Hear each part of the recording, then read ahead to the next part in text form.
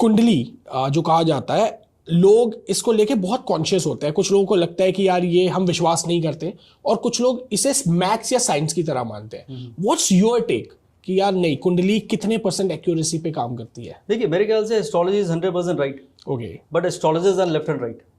तो because of growing number of astrologers, अभी क्या है कि कमर्शलाइज हो गया है, इसमें कोई बुरी बात नहीं है। This is my only profession now.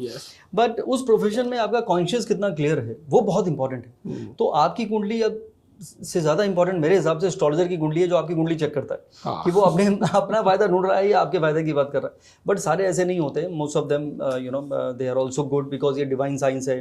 Divinity होना चाहिए, स्पिरिचुअल कनेक्ट होना चाहिए, कॉन्शियस क्लियर होना चाहिए, और आपका ये पर्पस होना चाहिए कि somebody is looking up to you, कि आपको गाइडेंस, आपका एक एक शब्द, एक एक सेंटेंस उसकी लाइफ को बना भी सकता है और उसको डिस्करेज भी कर सकता है। तो आपको बहुत केयरफुली किसी को हैंडल करना चाहिए कि उसे केस को, हर एक इंसान सेंसिटिव होता है।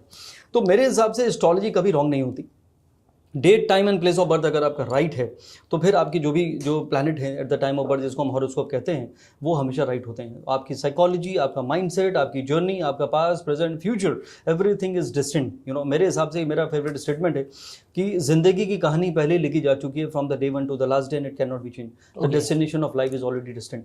तो जब सब कुछ प्री रिटन है, प्री स्क्रिप्टेड है, प्री डिफाइंड है, प्री डेस्टिन्ड है, तो फिर सोचना नहीं चाहिए। तो मेरा हमेशा ये मानना है कि लम्हा लम्हा है जिंदगी, मोमेंट, लम्हा लम्हा है जिंदगी, तो कल की फिक्र क्यों करे, और जो बीत गई सो बात गई, तो कल का जिक्र क्यों करे। क्या बात है सर! जैसा आपने कहा कि सब चीज डेस्टिन्ड है, जो होना है वो होके रहेगा, तो फिर कुंडली से आप कैसे उस चीज को चेंज कर सकते हैं? देखिए, इसमें चेंज होता है सबसे पहले इंसान का मन, उसका माइंड। तो मेरा जो मानना है कि आप ऐसे क्यों हैं और मैं ऐसा क्यों हूं और वो ऐसा क्यों है, तो ये जो प्रोग्रामिंग है, the placement of planet, the time of birth, जिसको हम हॉरोस्कोप कहते हैं, वो इंसान की साइकोलॉजी को डिफाइन कर देता है।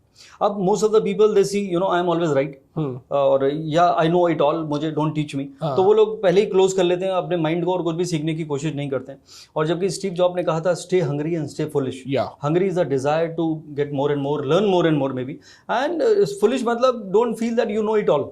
तो when you have a desire कि मुझे कुछ और सीखना चाहिए, अपग्रेड करना चाहिए, आप फोन और मोबाइल सबको अपग्रेड करते रहते हैं, खुद के माइंड को कब अपग्रेड करेंगे?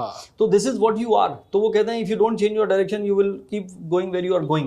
तो एस्ट्रोलॉजर आपको रिमाइंड करता है कि भाई साहब, if nothing is going right, take a left और समटाइम यू टर्न। तो लाइफ को कैसे चेंज करना है, कौन सा डिसीजन लेने हैं, कब कौन सा डिसीजन नहीं लेना है, you need to know what not to do even and not to say even. तो ये सारी चीजें जो है एस्ट्रोलॉजर आपको डिफाइन करता है, और उससे अगर आपको ये इनपुट अगर आप ले लेते हैं तो डेफिनेटली आपकी जिंदगी आसान हो जाती है। Because you know it all already, आप एक्सपीरियंस है, आपको नॉलेज है, प्लानिंग है, माइंड है, सब कुछ है, लेकिन आपको वक्त का नहीं पता कल क्या हो, किसको खबर। ये खबर सिर्फ एस्ट्रोलॉजर को होती है। तो जब वो आपको बेखबर कर देता है, तो I think it is a wonderful tool to inculcate and take reason at the right time.